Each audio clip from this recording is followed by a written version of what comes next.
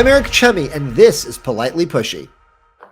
Welcome to Politely Pushy. I'm your host, as always, Eric Chemi. Today is Earth Day, so we're talking about sustainability in business, and no better guest to have than Curtis Sparrer, the principal and founder of Bospar, who's here with us today. You're at the forefront of innovation when it comes to remote work. You were doing it years and years and years before COVID made everyone have to do it. I remember when you first told me the story, you said, hey, I'm starting up my own shop, and you explained to me there's no office. And I was just so confused. I was like, where does the mail go? How do you meet with people? Are you doing everything on phone and video chat? So we've come a long way, more than 10 years now. Tell me, you have a theory that remote workplaces are the more sustainable option. Absolutely. I think that being able to work remotely means that you are not polluting, that you are observing more environmentally friendly practices. In fact, our own research shows that people who work from home are a lot more likely to be mindful about what they're doing in a way that impacts the planet. And so I think that there's really no question about what's better for the environment. I think the thing that a lot of people don't really consider is oftentimes remote work is better than an office because you're not being distracted by all the in-person shenanigans of, hey, did you see White Lotus? Or did you see what happened in the news? Or let me gossip about a coworker who I don't like. All those things really cut down on productivity. And when you look at research from, the Fed, for example, they find that remote work is just as productive as, in-office work. So I don't really see why there's this big question about what should we do when we know our planet is in trouble.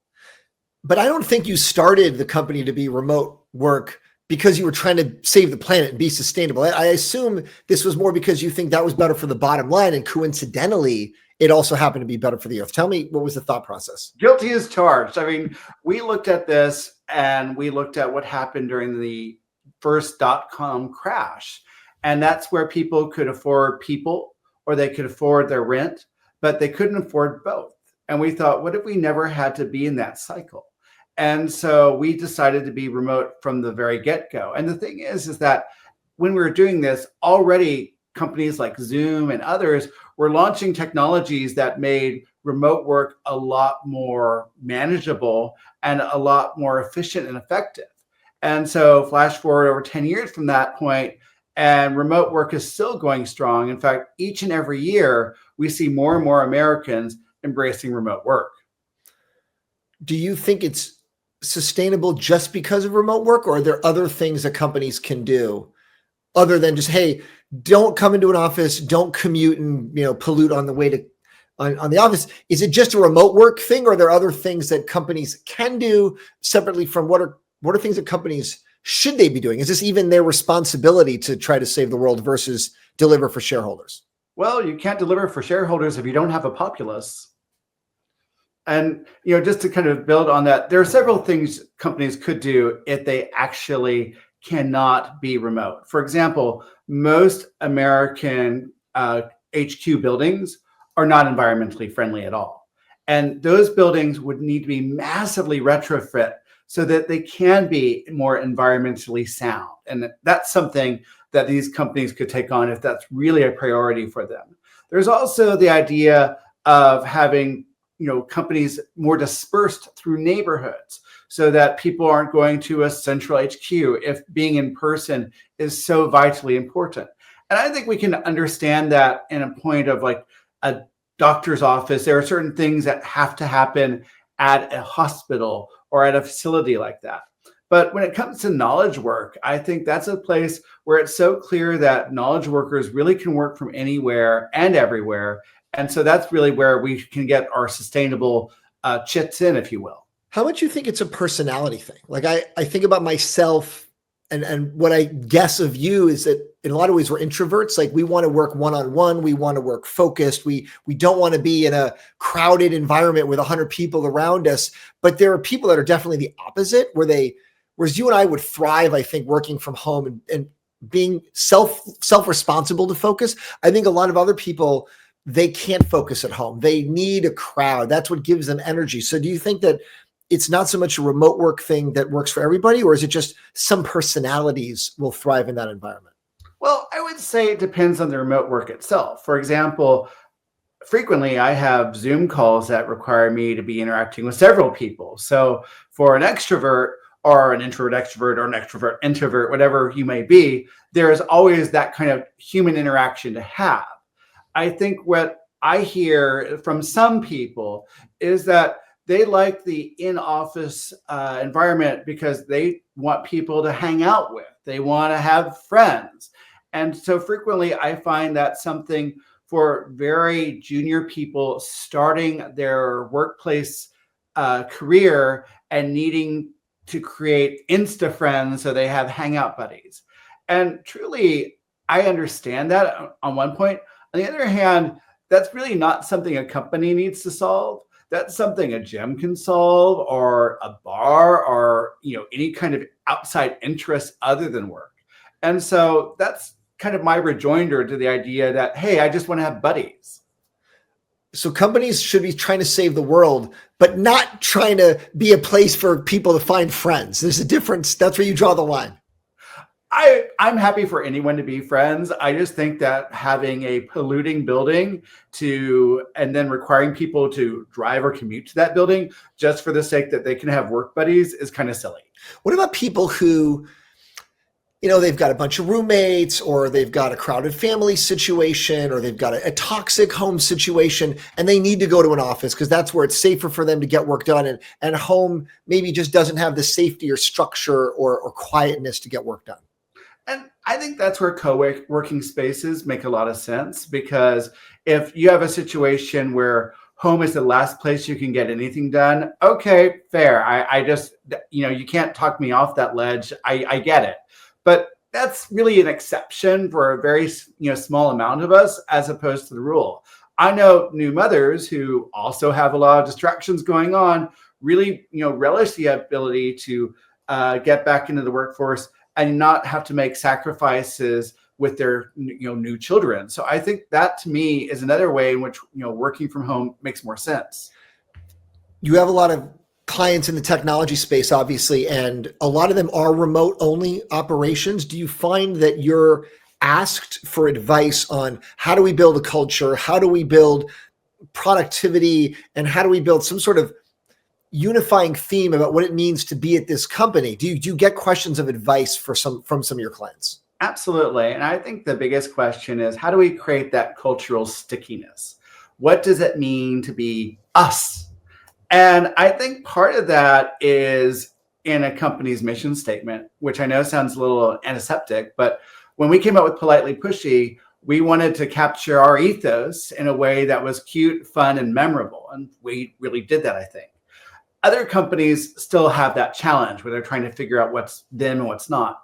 I think to go back, though, to the more kind of sticky, more soft touch sort of things, I think this is where really encouraging people to have interest that they can share with their colleagues in ways that, is outside of management's purview is really important. So having a book club, for example, is important.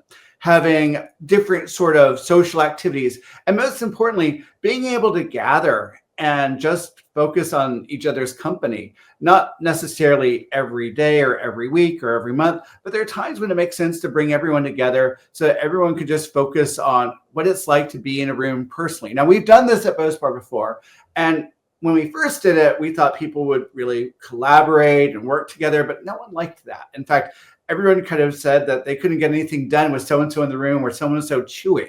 But what people did want to do is they did want to socialize. They did want to hang out. They did want to have that social time. And unlike other physical office interactions, no one was taking this time for granted. Everyone was really invested in making the most of it. Yeah, think about like in New York City, no one goes to the Statue of Liberty if you live in New York City, because it's like, oh, it's always there, I can go later. But if you're a tourist, you make a point of going. It's sort of like this: if you're going to be in the room together, make a point of using the time valuably, as opposed to just, oh, we're just sitting around here wasting the time because I'm just going to see you tomorrow and continue to waste that time. I definitely think that working from home makes a lot of things more intentional than ever before. And as someone who does not live in New York, I confess I've yet to visit Statue of Liberty. Sometime I will, but it hasn't happened yet. But it's probably the San Francisco equivalent. There's probably a lot of tourist things that people will come and do that you've been there for a long time that you've still never done because you can always do it tomorrow, in which case then you never do it.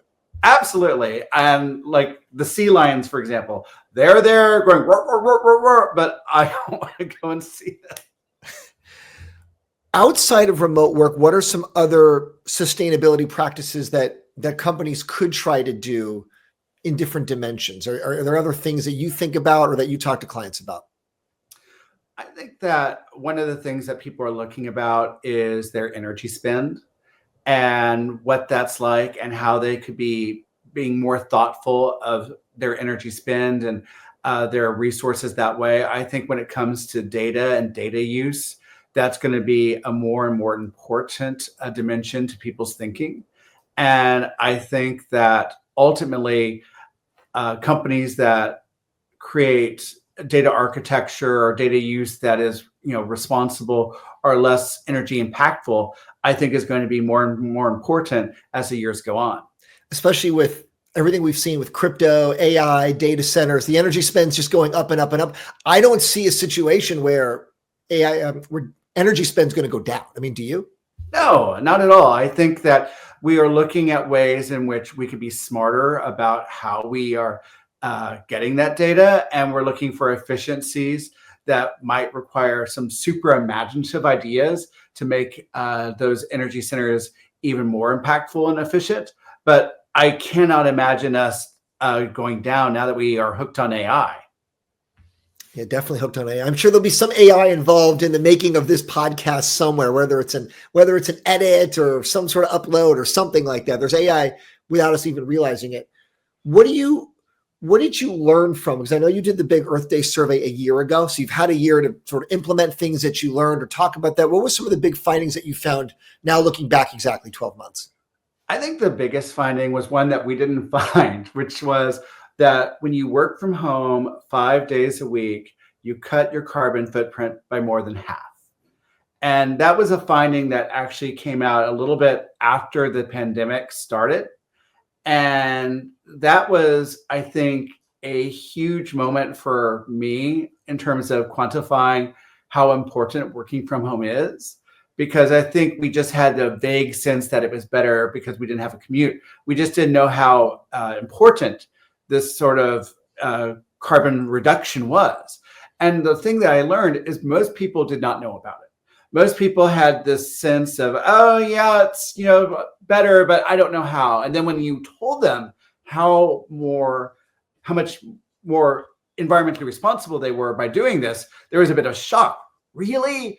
And then there was kind of some hedging, like, but what if I did it for 4 days? Or what if I did it for 3? And we found out that the diminishment of returns when you just did a hybrid model was actually very substantial. And partly it was because that this was not a pattern that you had muscle memory for. This was something that was new for you. And so really 5 days a week is significant. And I think that more and more companies are going to be held to that standard as we have more and more problems with climate change. What do you look forward to in the next year as we look, where are we going to be Earth Day 2026? What do you hope could have happened, or at least internally at Bospar? I think that each year we have Earth Day, we're going to have more and more people looking at dramatic ways to improve the environment, because I think we're going to see more fires, more freak weather, more crop damage. And I think those are going to be the serious reminders that this is not a feel-good exercise. This is the survival of our species at stake. And the more times we see that, the more times people are going to reconsider how they're investing in climate-friendly technology. And I'm hopeful that that's going to be the thing that saves our species. I hope we can be saved. Curtis, you're leading the charge. Thank you so much, and we'll talk to you soon. Thanks, Eric.